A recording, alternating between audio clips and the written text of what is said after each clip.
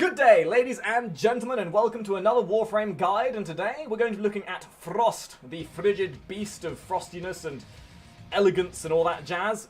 Frost, as a whole, is a cast-heavy frame based on the idea of defense and controlling a point. Now, before we get into this, I would like to point out my social medias and all that other guff, you know, all that stuff YouTubers usually ask you to do before and after a video. If you could subscribe to the channel, leave a like, and maybe follow my Twitter and social medias, that'd be great. Links down in the description. Anyway, let's look at Frost, shall we? So, Frost, what is he? He's a cast-heavy frame. His abilities tailor himself to locking down an area and all that other stuff. Now, a lot of the information I'm going to go into here is personal research, and it's also stuff that we've looked into together. So if you want to check out the wiki and all the other referential material, that will be in the description as well. So, Frost as a whole. Frost in normal mode has 300 health, 450 shields, 300 armor, and 100 energy, and a movement speed of 0.95 at level 30. Frost Prime has 300 health, 525 shields, 300 energy, and 100 armor, and 0.95 movement speed at max level. And the way to obtain normal Frost is from Lieutenant Krill and Vor on Ceres from Exeter.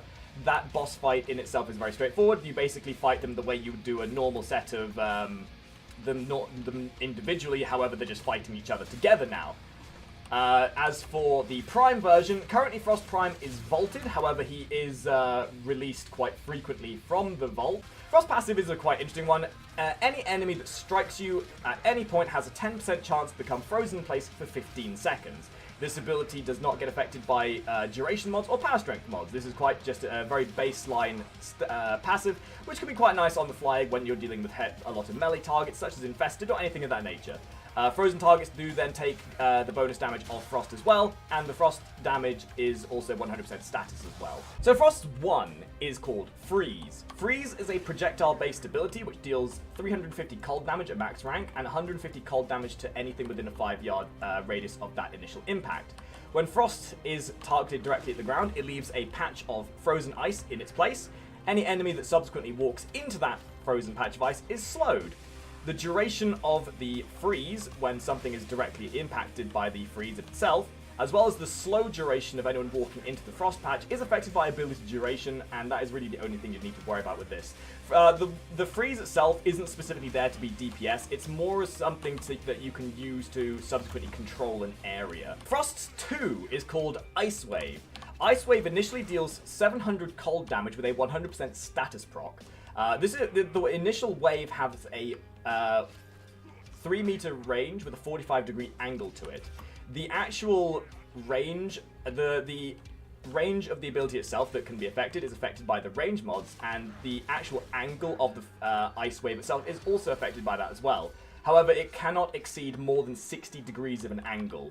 So if you want an area that can be affected by Frost in conjunction with your 1, this again is another excellent way of being able to slow down an enemy, to control the movement of how enemies are moving around a map, being able to gather things up to slow them down, and all that kind of other stuff. This ability in of itself can deal more damage with power strength, however it's not really going to be the priority. Again, in conjunction with your 1, it's another element that allows you to control the movement of your enemies. And for the coup de grace of Frost's abilities, the Ice Globe, or the Snow Globe, sorry, or the Bubble Boy, where Frost has thusly been known as Bubble Boy. Frost 3 is a snowy globe of amazingness. This globe starts out with a 10-meter radius and blocks any damage from the outside, but you can still shoot from the inside to deal damage to anyone on the outside of the bubble. Think of Limbo's 4 in this regards. Now, the bubble itself, as default, has 500 base health and gains additional health based on your health and your armor.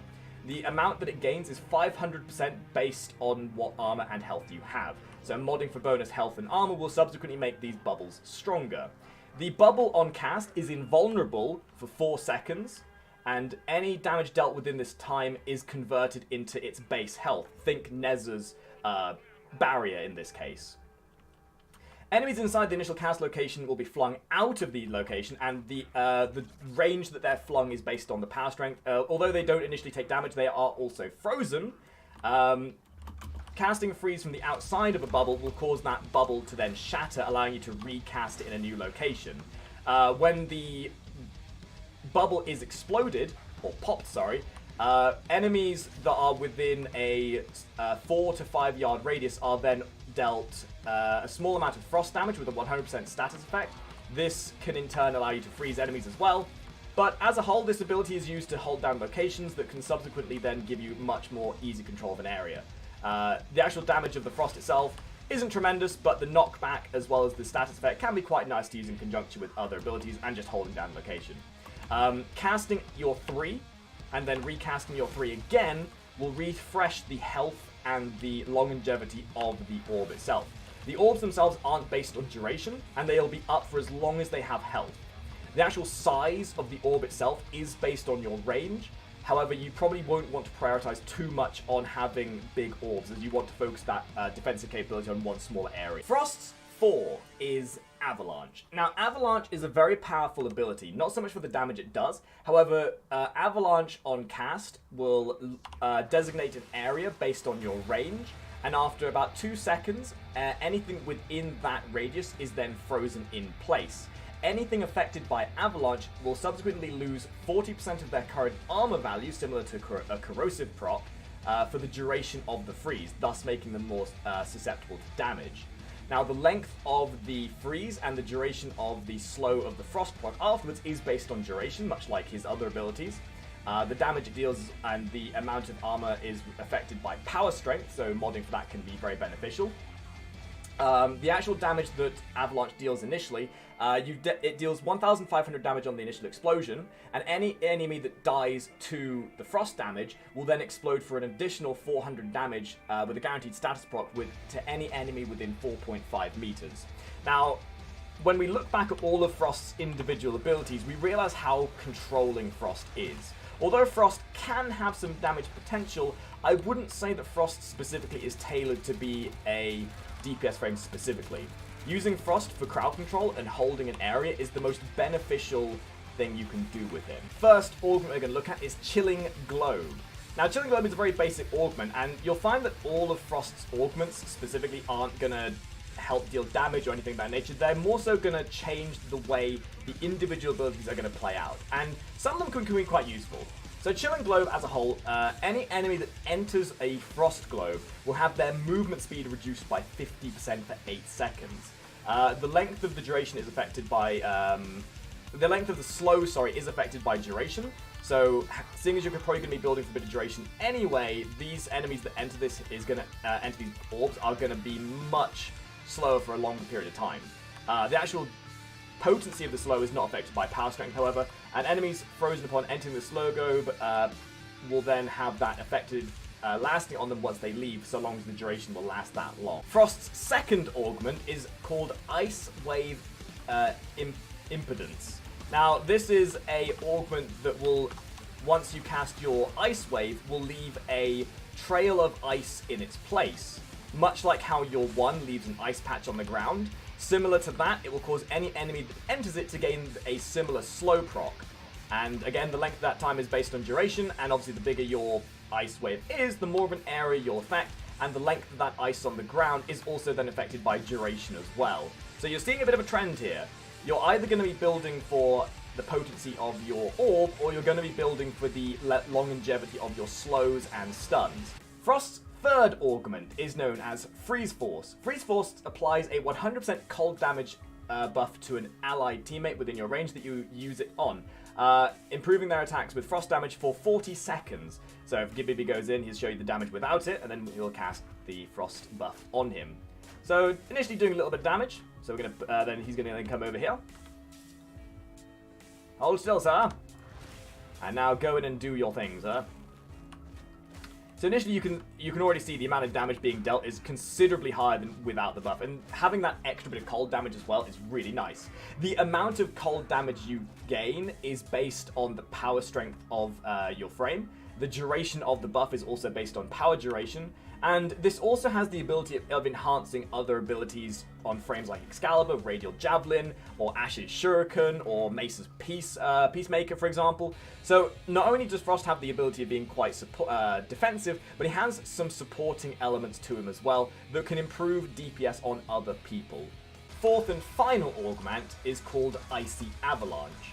When you cast your Avalanche, it generates a bubble on yourself that gives you sort of like a barrier of health. Every enemy afflicted by this gives you a buff up in the top right.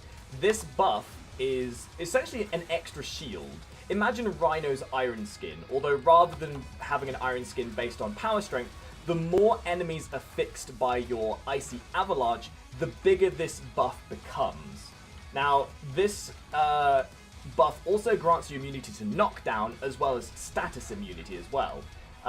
The amount of a buff of Icy Avalanche you gain is super potent, and although it's not going to scale incredibly well at higher levels, every enemy gives you about anywhere between 30 to 100 buff potency, and it does somewhat depend on the level as well. Higher level enemies will give you a slightly higher scaling amount of this buff.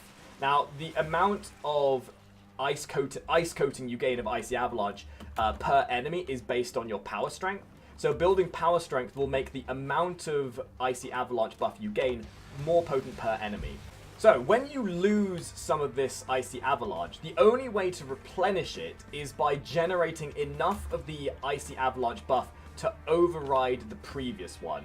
So for example, if you drop down below 500 Icy Coating, you'll only be able to generate a bigger Icy Coating by hitting more targets that would generate more than 500% of that Icy Coating buff.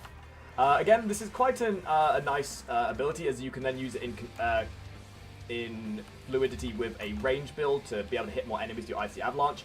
And as for all of these augments in general, as I mentioned at the very start, all these augments add a little bit of spice of life to each of the abilities. And the glorious thing is you can synergize with multiple augments at the same time. And because Frost's builds are quite cyclical, you can be very playful with how you use them as well. Now, speaking of builds, we'll take a quick look at these very quickly. So this is the generalized build I go with for like generalized play. In short, you're looking at needing health and armor to make your your Icy Orbs stronger, thusly increasing their base amount of health and duration. Having a little bit of range to make your bubbles slightly bigger, as well as also making the radius of your Ice Wave stronger as well. I never really focus on power strength with this build, specifically because I don't feel it's necessary. This build in particular is specifically designed to focus on controlling an area. So you can change out Power Drift. Like, Power Drift right now is mostly there to work in conjunction with something like Icy Avalanche. Where this Icy Avalanche augment is, you can place that with any other augment, or you could in theory put on some more duration mods, or anything that would help make your slows and freezes last longer. Now, this build in particular can be quite playful with, but I think the duration and the range is the priority. But it can, again, Frost doesn't need much complexity with a build. Get some duration, get some base amount of health and armor to increase the potency of your bubbles, and that is where it comes. That's where the potency of Frost can lie. And then the augment can just rely on whatever you feel like you want to play with. So if you want your ice globes to be stronger or more utility based, you can use Chilling Globe. If you want to use the Ice Wave augment to have more of a slow across the radius, then you can put that in there as well. Be playful with Frost. There's no specifically terrible build so long as you're getting a fair bit of baseline health and armor in there, with a bit of range, with a bit of duration, and then put some power strength in there if you're going to use something like Icy Avalanche, for example.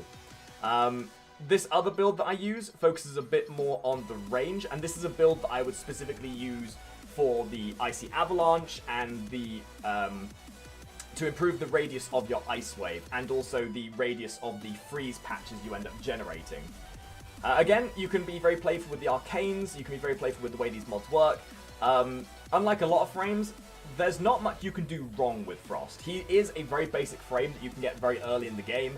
He's not that hard to obtain, and he's not that hard to play. Frost, in most respects, is an introductory frame as to how support frames and how utility frames can affect a team, and how you can work to assist a team rather than just always dealing the damage.